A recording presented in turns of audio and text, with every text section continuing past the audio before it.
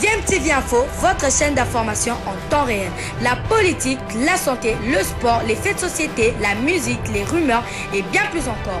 Vous découvrirez cela dans notre chaîne DMTV Info.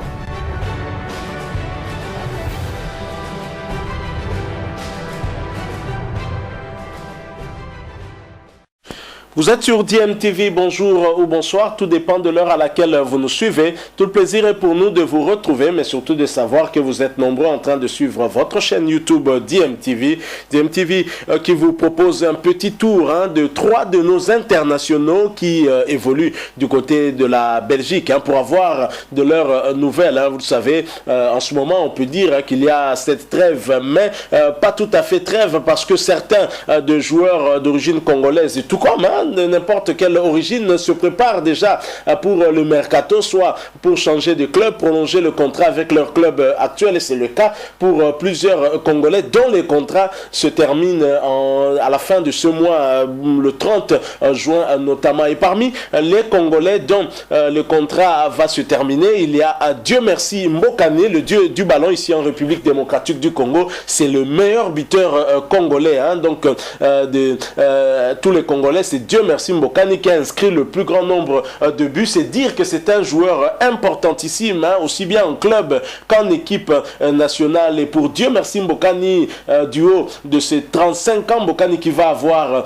36 ans le 22 septembre prochain, il continue à intéresser en tout cas beaucoup de clubs. La longévité de Mbokani nous rappelle cette longévité de Cristiano Ronaldo. Plus il vieillit, plus il est en forme, plus il inscrit de buts. Dieu merci Mbokani qui, contrairement à ce qu'on aurait pu penser, à son âge, continue en tout cas à intéresser du moins des grands clubs en Belgique, continue à rester derrière lui. Et bien évidemment, son club actuel, Royal Antwerp, ne voudrait pas en tout cas le lâcher, voudrait bien garder et continuer à s'offrir les services de Dieu merci Mbokani, le dieu du ballon ici en République démocratique du Congo. Alors l'avant-centre congolais est sur toutes les lèvres en cette période post-mercato estival, mais l'international congolais jusque-là ne s'est pas encore décidé, ne sait pas encore où il va évoluer la saison prochaine à l'expiration de son contrat d'ici quelques jours. Ce sera le 30 juin 2021 prochain avec le Royal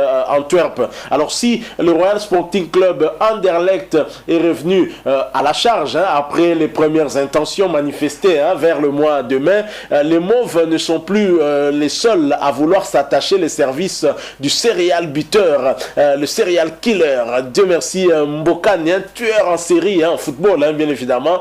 Et donc bien évidemment du côté d'Anderlecht, le coach Vincent Kompany, dont la ligne offensive demeure son principal chantier. Et pour ce mercato estival, l'entraîneur des Mauves compte finalement s'attacher des services de Dieu merci Mbokani pour suppléer au départ de Lucas Mecha. Deux attaquants sont en vue, dont l'international congolais, donc qui pourrait pourquoi pas aller rebondir du côté d'Anderlecht, un club où il a déjà eu à évoluer. Alors il faut aussi dire que son club actuel, le Royal Antwerp, n'a pas encore dit son dernier mot, puisque le club est en train de négocier une prolongation de contrat avec Dieu merci Mbokani. Il y a eu des discussions, il y en aura encore, a fait savoir Dieu merci Mbokani à un média belge. Mais dans cette bataille, il faut dire que 3 clubs lorgnent tout autour du léopard Dieu merci Mbokani pour l'apprivoiser. Mais le talent de Dieu merci Mbokani ne s'est pas limité qu'en Belgique. Visiblement, les échos vont au-delà du royaume de Belgique et sa cote, bien évidemment, attire malgré le poids de l'âge. Je discute avec les 3 plus grands clubs de Belgique.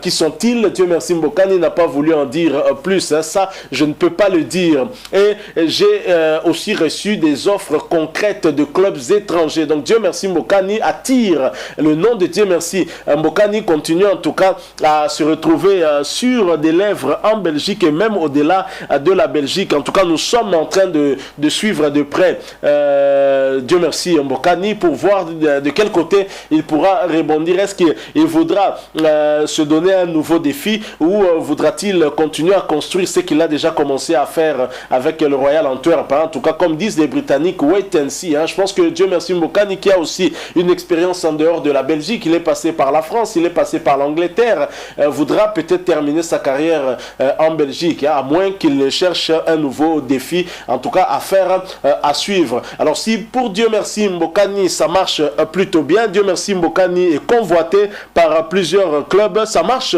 par contre un peu moins bien pour un autre international congolais. Il s'agit de Jordan Botaka. Jordan Botaka dont les choses ne vont pas tout à fait comme il pourrait le vouloir. À peine revenu du Sporting Charleroi, Jordan Botaka s'est vu signifier par la Gantoise qu'il pouvait se chercher un nouveau port d'attache. Triste pour notre international congolais. Botaka n'entre nullement dans le plan de la direction des Buffaloes qui n'hésiterait pas en tout cas à se séparer d'avec lui dès cet été. Mais il faudrait des acheteurs bien évidemment puisque son contrat court encore jusqu'en 2024.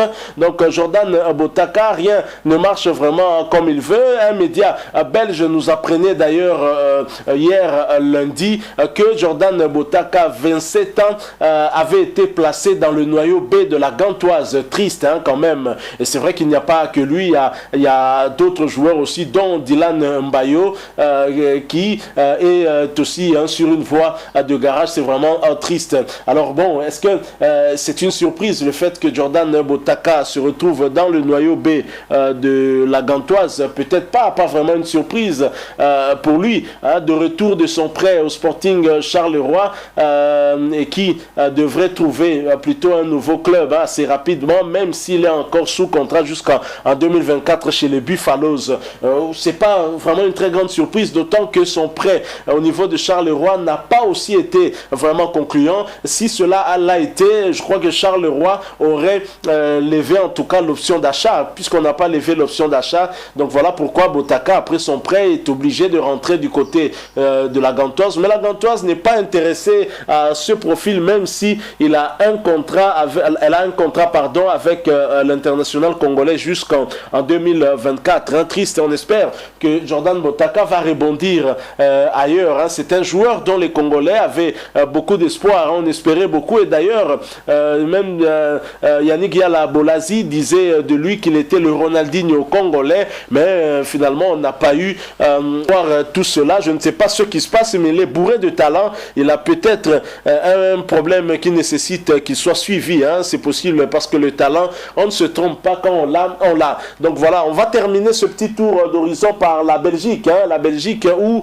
il n'y a pas trop de temps à perdre pour le Standard de Liège. Et cette équipe s'est remise au travail pour préparer la nouvelle saison sous la houlette toujours de Mailey. Alors 17 hommes ont signé leur retour à l'Académie Robert Louis Dreyfus, mais sans Jackson Mouleka, triste, l'international congolais, vous le savez, a fini blessé en fin de saison. L'attaquant congolais Jackson Mouleka, revenu de ses vacances de Lubumbashi, était en salle de musculation afin de reprendre à 100% après une blessure contractée en fin de saison passée. Le Standard a l'ambition de rectifier les erreurs qui l'ont plombé ces dernières années, de repartir sur des bonnes bases. Et nous espérons aussi que cette saison sera en tout cas une saison pleine pour Jackson Mouleka et qu'il pourra aller encore beaucoup plus loin. Lui qui a plutôt bien terminé cette saison, mais il faut dire qu'aussi qu'il n'a pas été ménagé par les blessures. On espère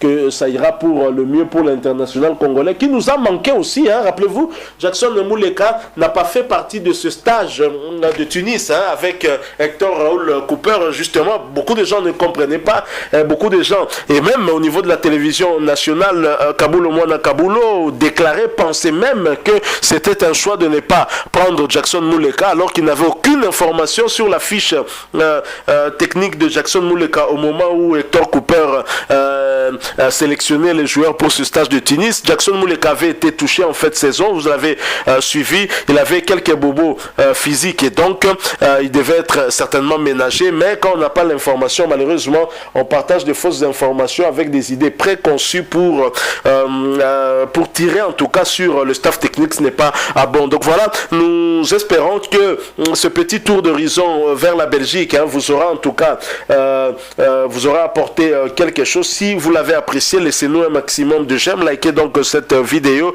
Merci surtout de partager aussi avec nous votre opinion sur ce sujet en nous la laissant à travers un commentaire. Abonnez-vous à DMTV, vous êtes nouveau ou ancien mais que vous ne vous êtes pas encore abonné, n'hésitez pas, abonnez-vous et n'oubliez pas d'activer la petite cloche de notification juste en cliquant sur celle que vous verrez apparaître dès que vous serez abonné, parce qu'elle vous permettra de ne plus rien manquer des prochaines vidéos que nous allons vous proposer. Encore une fois, merci à vous. Nous espérons vous retrouver bientôt avec un autre sujet d'actualité. En attendant, portez-vous bien et DMTV vous dit au revoir.